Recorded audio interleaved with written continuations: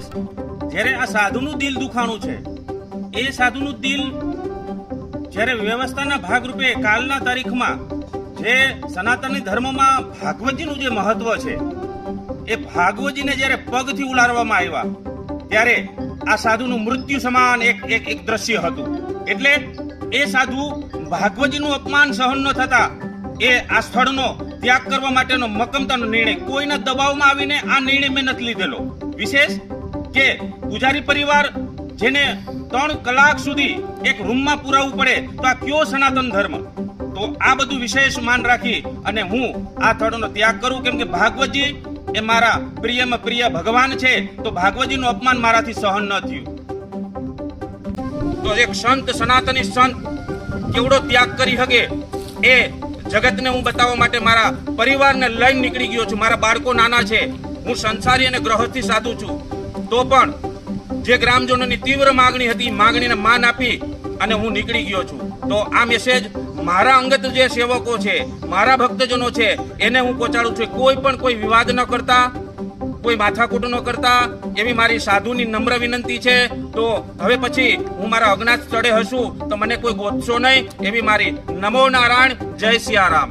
પેલી વસ્તુ તો કે મંદિરના જે બહારનો રોડ છે, જે નર્મદાની લાઈન નીકળી ત્યારે તૂટી ગયો, તો પછી એટીવીટીમાં અમે વાત કરીને એની ગ્રાન્ટ મંજૂર કરાવી હતી. તો અમે સરપંચશ્રીને મૌખિક કીધું હતું કે ભાઈ અમને આ રોડ તાત્કાલિક બનાવી દો. આટલા લોકો, લાખ લોકો ઉપર મંદિર જોડાયેલા છે, 4 વ્હીલો આવી શકતી નથી. ત્યારે એને મને મોઢે રૂડલી કીધું હતું કે આજે નહીં કરું ને એ રોડ કાલે નહીં કરું. ત્યારે મેં પહેલી વખત 18 જુલાઈ 2025 રોજ ડેપ્યુટી કલેક્ટર સાહેબ, ટીડીઓ સાહેબ, કલેક્ટર સાહેબ સુપેડી ગ્રામ પંચાયત, એડિશનલ કલેક્ટર સાહેબ, ડેપ્યુટી રેવન્યુ, મામલતદાર સાહેબ રાજકોટ અને મામલતદાર ધોરાજીને મેં આ મેલ કરેલો હતો. એમાં જે પ્રાથમિક જે રોડની મંજૂરી, રોડ તાત્કાલિક કરવા માટે, અને જે અમારી જે ધાબી ઉપરથી લોકો સ્લીપ થતા હતા કારણ કે ગટરનું પાણી ઉપર જતું હતું, નીચેના ભૂંગળા ભરાઈ ગયા હતા, એના માટેની લેખિત રજૂઆત આપી. ત્યારે પહેલી વખત અમારે ઘર્ષણ થયું હતું.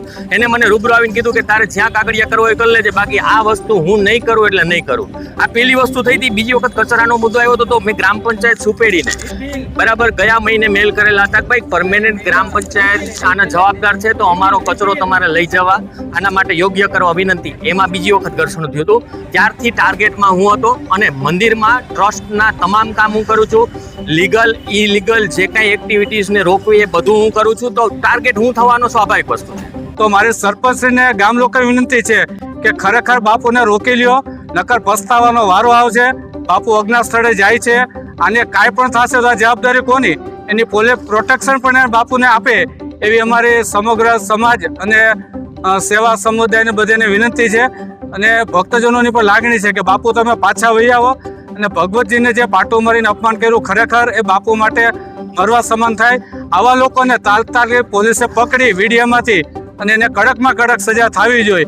અને જ્યારે મુરલી મનોહર મંદિર છે એ મિની દ્વારકા તરીકે આજે સમગ્ર ગુજરાતમાં ઉભરી રહ્યું છે, તો સુપેડીના ગામ લોકોને તો આનંદ થવો જોઈએ કે સુપેડી છે આજે સમગ્ર ભારતમાં એક નામ રોશન થયું અને મિની દ્વારકા છે. તો જ્યાં આવો જો પ્રશ્ન હોય તો ગામ લોકોએ બેસી, આગેવાનો, પોલીસ અને સરકાર સાથે મધ્યસ્થી કરી આનો સુખદ નિવારણ આવે એના માટેના પ્રયત્નો કરવા જોઈએ એવી અમારી લાગણી છે.